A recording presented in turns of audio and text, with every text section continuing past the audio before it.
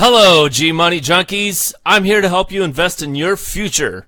Now, today we're going to talk about how to invest while you're still in debt. Or can you invest while you're in debt? We'll answer that today, so let's get started.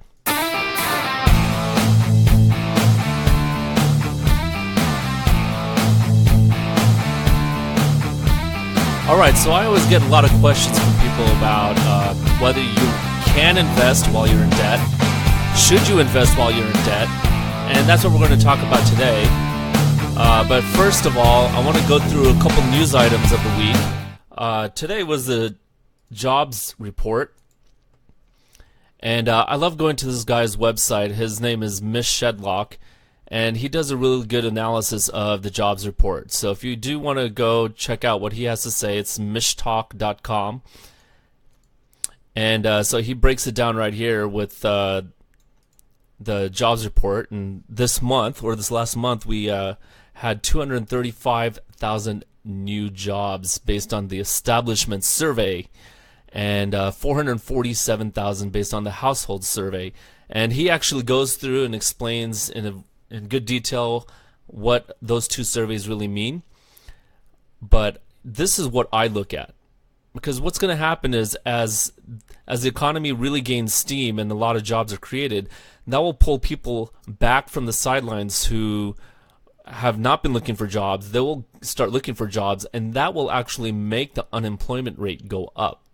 So if we look at this number right here, right now it's going down, but it's actually going to go up, which is going to be weird for a lot of people as unemployment goes up, because unemployment is based on who actually files unemployment. And here in the U6, and we're not going to get into that much detail with this, but what we'll look at here are these two numbers right here. So not in the labor force and the participation rate. So let's go to the BLS.gov website, and here the participation rate is actually starting to go up now. So what this is the number of people actually working divided by the population of who should be working. So this is going to tick up, and when you look at unemployment rates, those numbers actually don't mean much to me, even though they're bandied about in the media. But this is the number that I look at, 63%. We had reached a high of almost 70% around a decade ago, and we've just been down in the dumps since then. So this is going to start going up, and the unemployment rate, I just say ignore that. Another bit of news this week is daylight savings time. And daylight saving, well, I guess you don't put the S at the end of savings. So any of you grammar Nazis out there, you can hammer me for saying daylight savings. Daylight saving time may be killing you. Oh my gosh. What is going on? Moving the clock ahead 1 hour this week for daylight saving time is saving energy. All right, it's great for the earth. But it's leading to more depression and heart attacks, making it hazardous to your health. So 2 a.m. on Sunday, set your clocks ahead 1 hour and be really, really careful. Maybe take some aspirin that night so you don't get a heart attack. And then a little bit of fun here. This is not actually news, but this guy was giving a report. He's being interviewed on the BBC, and his kids come in. Now, I think it was a 3-year-old that actually comes in first and just kind of hangs out, and he's talking about Korea and foreign policy issues with Korea, and this 3-year-old's hanging out, and he does like this stiff arm Heisman on the 3-year-old. You know, obviously he can't say get out of here. He's live, but he does a little bit of a stiff arm to try to motion for her, I believe it's a girl, to get out of the room. And apparently his warnings beforehand didn't really work. And then in strolls his 1-year-old in a walker. So you just got to watch this to believe it. No, I would argue that this is a triumph of democracy. Scandals happen all the time. The question is, how do democracies respond to those scandals? And what will it mean for the wider region? I think one of your children has just walked in. I mean, shifting sands in the region. Do you think relations with the North may change? The child did walk in. Oh, here comes the 1-year-old. I would be surprised if they do. Pardon me. That's the mom. Pardon me. Starts starts grabbing the kid. Apologies. Watch. Ow, ow, ow. Watch this. What's this going to mean for the region? My apologies. North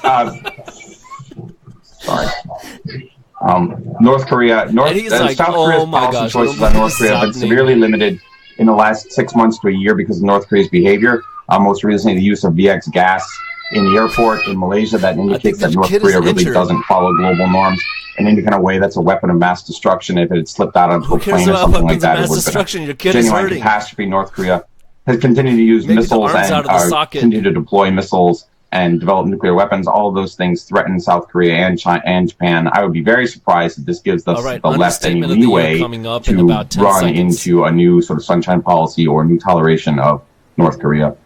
Robert, many thanks. That's the first time for everything. I think you've got some children who need you. Robert Kelly of Pusan National University, thank you very much. All right, well, that has gone viral, and what does that have to do with economics and finances? Nothing, but it's just funny. So before we start, you can go ahead and tweet me at RealGMoney and tweet me any questions. I will answer them for future shows. This will be fun to do. Let me make sure notifications. All right. So tweet me if you have any questions, and I'd love to have different content that I can have on future shows based on your questions. So let's go ahead and get started here. Let me set up my slideshow.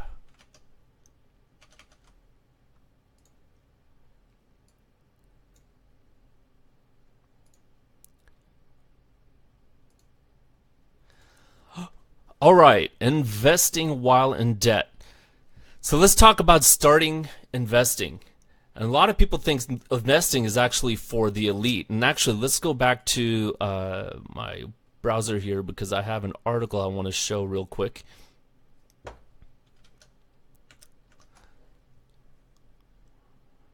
Here it is. So half of Americans, excuse my voice, half of Americans avoid the stock market. A large number of people have missed the 6-year bull market. Now, this was written actually 2 years ago, so now it's an 8-year bull market.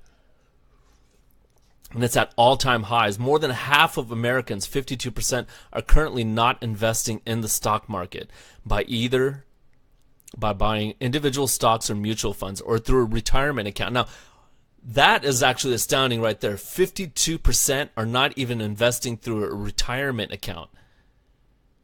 Now that is actually a little scary. And I believe that there's this perception that investing is for the elite. It's for the rich. And it's actually not for the rich. The stock market is actually made so that the average person can get in and invest in businesses, and so that the rich people can actually acquire more capital to run these businesses and grow them. So the stock market is actually a way for the non-rich to start investing in businesses. And it's ironic that people believe it's the opposite. So don't think that investing is for the elite. And as you see, the statistics show that Americans shy away from real investing in businesses. But here's the truth. Everyone can start investing right now. And it doesn't matter who you are, what your financial situation is. You can start investing right now. Actually, you can make the decision right as you're watching this. And everybody pretty much fits into two different camps. One is someone who's ready to invest in businesses or bonds, the stock market basically. And two, anyone who's in debt and you need to pay off bad debt. So in the next show, what I want to do is actually show the first camp. Okay, how do you start investing in businesses in the stock market? And we'll go through that in another video. But this one I want to talk about for the second camp, those people who are in bad debt, and how do you start investing? And you can actually start investing right now. So let's step back a little bit. You got to think of this term opportunity costs. Now the rich, they think in terms of opportunity costs. Let's say, for example, you take the family to the movies, and it'll cost for a family for about $60. And the rich will think, well, what could I do with that $60 instead of spending it for 4 people to watch a movie for 2 hours. So that's an investing cost, an opportunity cost. $60, what else can I do with it, right? Or think you buy an expensive dinner and you spend $150 at dinner, but you do so at an expense of a week's worth of groceries. So think, you could have 21 meals. Well, let's say for 2 people, you would have 42 meals versus 1 meal. And you spent $100 and whatever dollars on this 1 meal that was extremely expensive. Or think of like a $5 latte. You can make coffee at home and steam the milk, and it will cost you maybe 70 cents. But instead you go to Starbucks and you spend $5.25 on that. So there's a difference of cost of about $4.50. So what could you have done with $4.50? Well, that's not a lot of money. Well, of course not. But over time, it actually builds up. So multiply that by multiply that by the number of days in the year if you get a daily latte, and then that would be over $1,200-$1,300. So what could you do with the $1,200-$1,300 instead of that coffee, right? So the rich think in terms of opportunity costs. And not investing in businesses is a huge opportunity cost. You basically get to employ a CEO and an executive team to create wealth for you by investing in a business. And I'm talking, you could buy a stock like Walmart or Microsoft or Apple or Cisco, and you are actually employing the executives and they're building wealth for you. Well, assuming you buy a good company, some could be destroying wealth for you. But another huge opportunity cost is having debt. And debt is a huge opportunity cost because you could do something else with that money. So I'm going to show you how paying off debt is actually investing. Now let's go through some statistics. The American savings rate at this point in time is actually less than 10%. And we want to be at 10%. So baby boomers, the older generation, is at 9.7%. They're actually pretty close. But the millennials are actually falling behind in the savings rate. So what does that mean? If you earn $50,000 a year, you want to aim for saving $5,000 a year and put that away. Now this is an interesting chart. So they asked Americans, how much do you have saved in your savings account right now? Now look at, well, I can't point there, but if you look in the upper right, $0.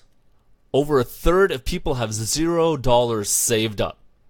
So what that really means is they have a lot of debt.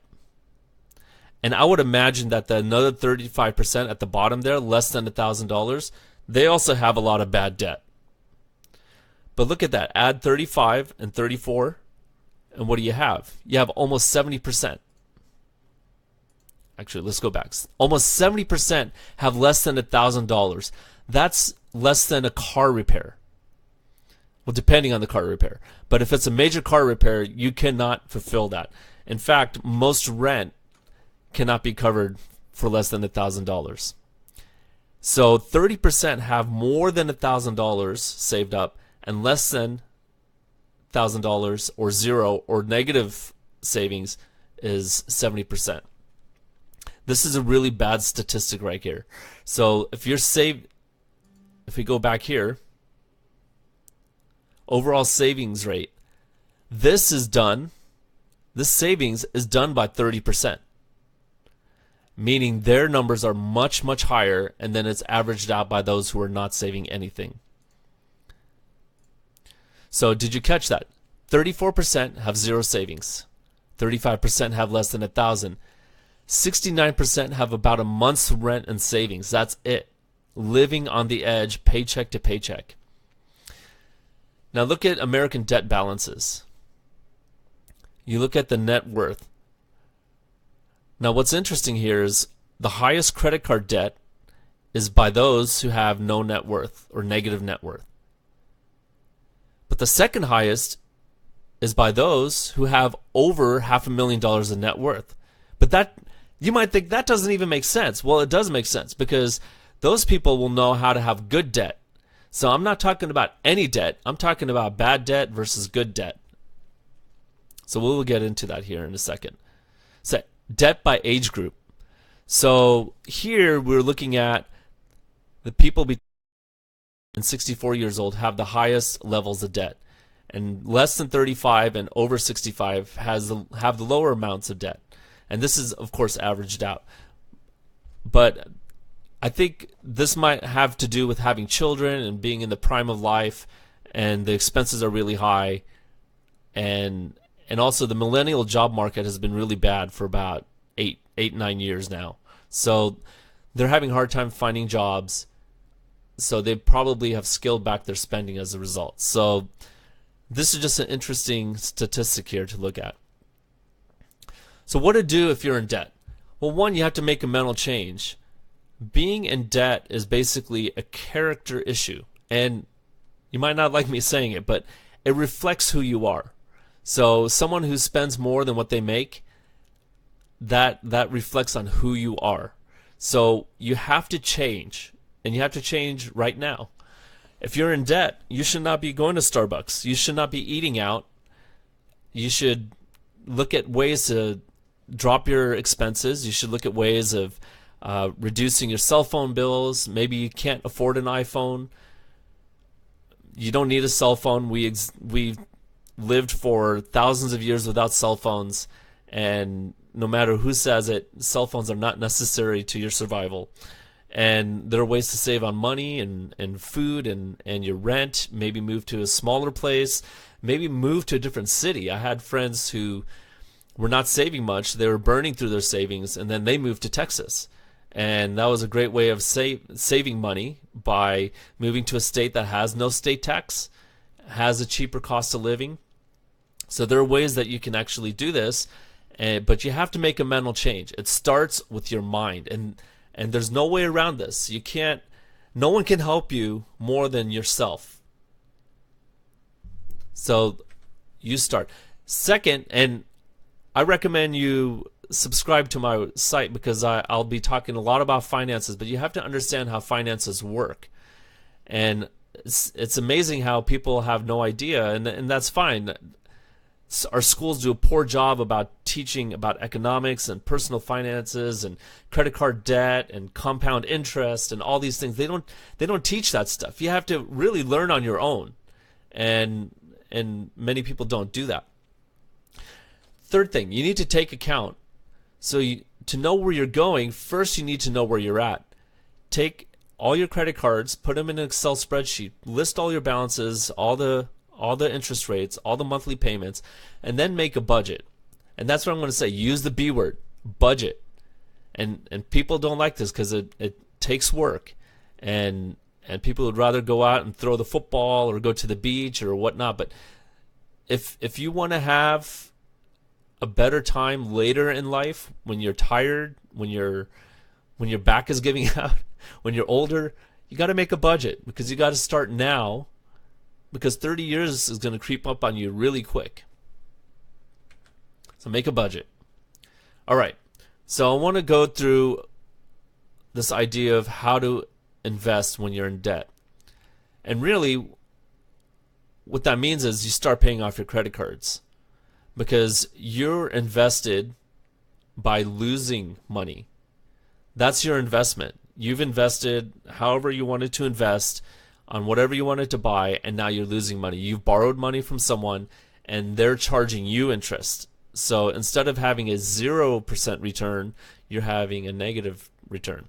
So here we have 3 credit cards, and someone emailed me a list of their credit cards, and I'm using that as an example without naming who they are. But so you have a credit card, number 1, with the highest balance, $11,700, has an APR of 9.9%, and has the biggest monthly payment, $236. And then you have a second credit card, which is about $4,500 at an 18% return, or 18% interest rate, with a monthly payment of $117. And then a third credit card, very small balance, only $1,200, and the interest rate's almost 27%, and the monthly payment's really small, $64. So a total balance credit card balance of $17,500 with a monthly payment of $417. So let me ask you, which one should you pay off first? Think about that. Look at the chart and go, which one do I need to pay off first? Now, what you need to do, obviously, is you always pay the monthly on each one. The late fees, you don't want to pay that. That's the worst thing you can get, late fee. So you pay the monthly on each one. But which of these three would you start paying off first? Let's say you had some extra money and you paid off your monthly payment of $417. You had an extra $100. Which one would you pay off? Which one would you put the $100 towards? Well, if you said the third one, you're actually correct. And I've talked to people who would think, well, I want to pay off the first one. And I would ask why. And they would say, well, I don't like having that much debt, and the monthly payment's huge. So if I pay it off first, the monthly payment will drop. But let's look at why that's the wrong answer. And actually, card number one is the one that you would pay off extra money to last, not first. All right, so let's say you had $1,000. What you want to do is think in terms of percentages. That's how the rich think. They think in terms of percentages. Always look at the percent. So you have 3 cards. The third card's out almost 27%. Now, when you invest in the stock market, the average return on the stock market, and I believe that includes dividends, is about 11%. And that is considered a stellar return on your money. So when a rich person goes to invest in the stock market, they're looking at getting a return of 11%. But this credit card, you're paying 27%. 27%, you're paying someone else. So you've got a swing of 38% from hoping you could earn 11%, you're paying 27%. So you always look in the percent. Now let's say you had an extra $1,000 and you paid it off. So right now you had $1,000 and you paid that towards one of these after you paid the monthly payment. The interest you would save in 1 year by paying off $1,000 on card 1 is only $99.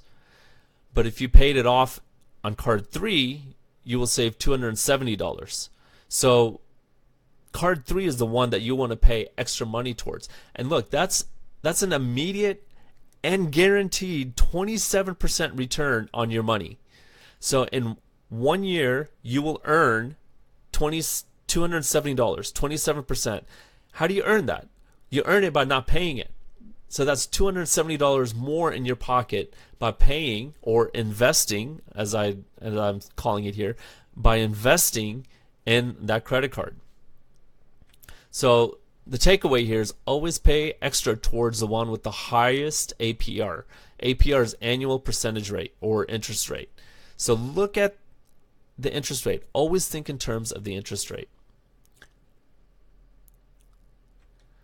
So again, I mentioned this earlier. When you want to think in terms of making money versus losing money. If you have credit card debt, you are losing money. So what percentage do investors look for? They look for about a 10% yearly return, maybe 11%.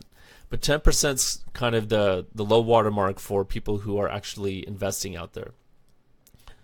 If you're paying interest, you're losing your money. And you're not making 10%, you're losing it. And then just subtract whatever you're losing by the 10%. So let's say you're losing 10%, but you're hoping an investor would hope to make 10%. So you got a 20% swing there. And that's a really bad spot. Now at a 15% return, investors double their money in 6 years. So that's what investors really hope for, is 15%. So if they invest $100,000 and they earn 15% a year for 6 years, then they will have $200,000 after 6 years. At a 26% return, now look at this, at a 26% return, investors double their money in 3 years. So if you invest $100,000 in 3 years, you would have $200,000. But that also works in reverse. So if you're paying 26%, you will double your debt within 3 years, assuming you don't pay anything off. You will double your debt in 3 years. So if you spent let's say you spend $1,000 on a laptop. In 3 years, that the interest would be $1,000. So you actually spent $2,000 for that laptop, and then the laptop is now worth, after 3 years, $200. So think about that. That is a really bad investment. So you need to get to this point if you want to be secure in your later years, where you're investing to make money and not investing to lose money. And this is the last point that I just made. The $1,000 laptop will cost you $2,000 in 3 to 6 years, depending on your return. So now people will ask, well, what about student loans? What about mortgages? What about car loans? Well, car loans depends on the interest rate, and then you compare it to what money you could make. Again, we go back to the opportunity cost. So what money could you make? And it depends on your interest rate. So we just got a car loan, it's 2%. I would not pay that off because I believe I can make more than 2% by investing. Student loan, our student loan is 2.25%, and if you make below a certain amount, it's tax deductible. So let's say you're in the 30% tax bracket. So a rough calculation is 2.25% times 2/3, which is roughly about 1.5%. So can you find a better investment than 1.5%? I believe so. So I would say that is not a bad debt, that is a good debt. And you can find better investments that will pay off that student loan for you. And mortgages, I hear advice by well-known financial gurus saying you need to pay off your mortgage as soon as possible. And I actually don't agree with that. If you're going to get a mortgage that's tax deductible, and you can get a mortgage for 3.7%, and after tax deduction, the real cost is really around 2.5%, 2%, you can find much better investments than that. And paying that off, you're only earning yourself, quote unquote, again, earning 2 to 3% on your money by paying that off early. You can find stocks that pay dividends. The dividends is a payout to you that will pay you 3, 4, 5%, and those dividends will just pay the interest on that lower loan, and you get to pocket the rest. So let's say your mortgage is, let's say it's 4%, and then you find a stock that pays a 5% dividend. Well, that 5% dividend, 4% of it can go towards paying your mortgage, and then you keep the extra percent. And that's why, if you go back to that one slide, that's why rich people have a lot of debt, because they have good debt and they understand how to use the money and how to make money on the spread. So we will talk more about that in future shows, but I just want to get the point across. You got to stop losing money. You got to stop paying interest. And especially if your interest is over 5, 6% on anything, that's something you want to pay off as soon as possible. So we will talk more about how to invest in the stock market in the next show. So thanks for watching, and we'll talk soon. And again, tweet me at RealGMoney if you have any questions. Have a great day.